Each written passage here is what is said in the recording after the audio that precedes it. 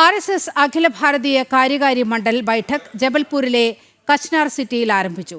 Sarsanghchalak doctor Mohan ഭാഗവതും സർകാര്യവാഹ് Dattatreya ഹൊസബാളയും ഭാരതാംബയുടെ പ്രതിമയിൽ പുഷ്പാർച്ചന നടത്തിയതോടെയാണ് ബൈഠക്കിന് തുടക്കമായത്. പഹൽഗാമിൽ ജീവൻ നഷ്ടമായവർക്ക് ബൈഠക് ആദരാഞ്ജലി അർപ്പിച്ചു.